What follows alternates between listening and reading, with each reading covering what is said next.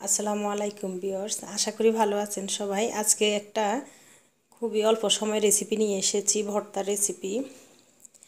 সেটা হলো থানকুনি পাতা বা আদামনি পাতা, যে যে পাতায় বলে। এটা একটা ঔষধি পাতা, আসলে ভেষজ। থানকুনি পাতাটা আমি দেখাচ্ছি কীরকম হয়। টপে হয়, বাজারেও কিনতে পাওয়া যায়। এটার ভর্তা খুবই ভালো লাগে, রান্না করেও খেলে ভালো লাগে। তবে আমি আজকে ভর্তা করে দেখাবো খুবই সহজভাবে। গরম ভাতের সাথে আপনারা এটা তৈরি করে খেতে পারেন, এবং যাদের সর্দি কাশির সমস্যা, মুখে অরুচি, খেতে ভালো লাগে না, এই থানকুনি পাতাটার ভর্তা করে খেলে ভালো লাগবে। আমি পাতাটা প্রথমত আমার টপে হয়েছে, ওখান থেকে নিয়ে আসলাম, ধুয়ে ভালোভাবে পানি জড়িয়ে নিয়েছি। এগুলার এই যে ডাঁটাগুলো সহ খাওয়া যায়। এখন আমি পাতাটা একেবারে ঝুরি ঝুরি করে কেটে নিব। পাতাটা আমি ধুয়ে নিয়েছি প্রথম একটা ছুরির সাহায্যে। আপনার বটি দিয়ে হোক, এভাবে করে কুচি করে নিব পাতাটা। এভাবে করে প্রতিটা সব পাতায় আমি কুচি করে কেটে নিব।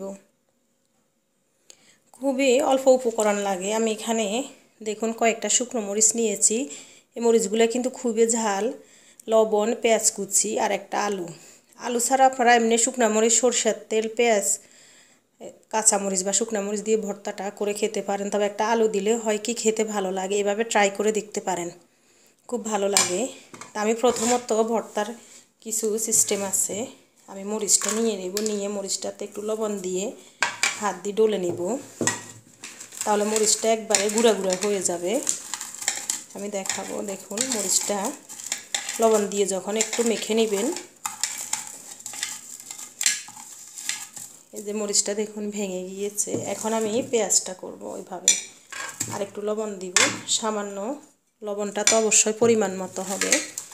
পেঁয়াজটা ভালোভাবে মরিচের সাথে মেখে নিব।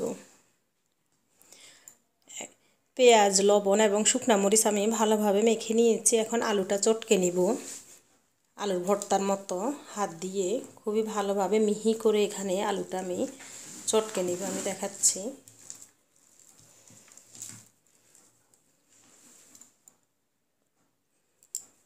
আলুটা ভালোভাবে মাখা হয়ে গিয়েছে। আপনারা এখানে অবশ্যই শুকনো মরিচটা দিতে চেষ্টা করবেন। শুকনো মরিচটা দিলে খুবই ভালো লাগে এবং খুব সুন্দর একটা স্মেল আসে।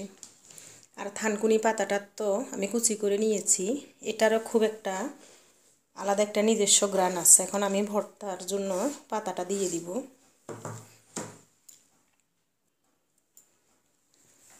পাতাটা দিয়ে ভালোভাবে আলুর সাথে আমি মেখে নিব।